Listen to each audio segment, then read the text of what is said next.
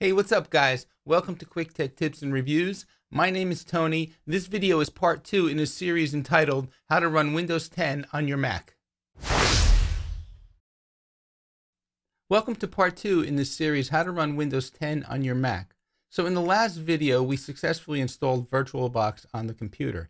Now it's time to create our first virtual machine. So let's come over to New. And let's give our virtual machine a name. So let's call it Windows 10. The machine type is by default set to Windows, but you can see that there are other machine types available.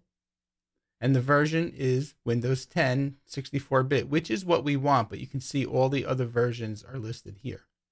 So let's go ahead and say continue. And now we have to select the amount of memory we want to give our virtual machine. Now, this iMac only has 8 gigs, so I'm not going to give it all 8 gig because then my machine will be basically crippled.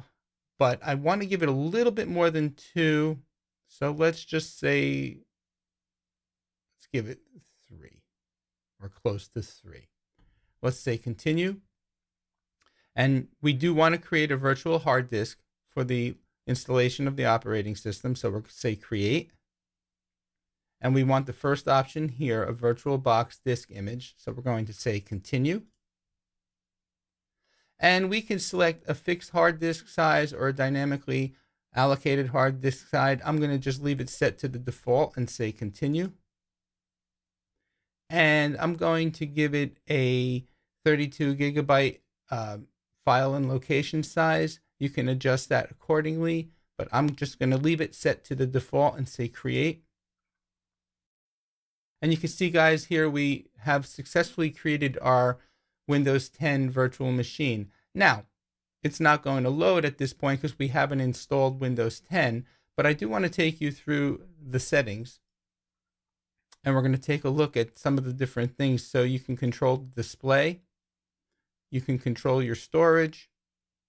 You have controls over audio. But let's look here at the ports. And under USB, you can see here that the USB 1.1 controller is installed, but if we click on USB 2 or USB 3, we have invalid settings detected. That's because support for USB 2 and USB 3 hasn't been installed yet, and that's where that extensions package comes in that we talked about in the last video. So let's go ahead and get that installed now. And if you remember, in the last video, we had downloaded both packages, so I'm just going to double click the extension pack and say install and agree.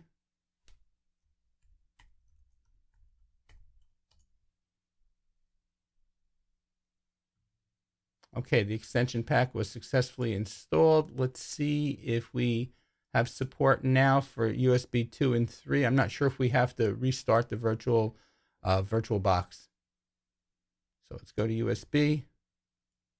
And nope, you see we're not getting the error message anymore. So now we have support for USB 2 and USB 3. All right, guys, so the next step is to download the Windows ISO file. So let's launch a browser. And let's just type in Windows 10 ISO file on Google. And you can come right to the first choice.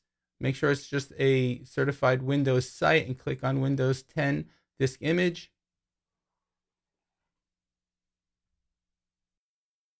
Okay, so select the Windows 10 editions. So we're going to select Windows 10 and we're going to say confirm. And now we're going to select the product language and we want English. And we're going to say confirm. And now we have the option of downloading the 32-bit or the 64-bit. So I'm going to go ahead and download the 64-bit file now.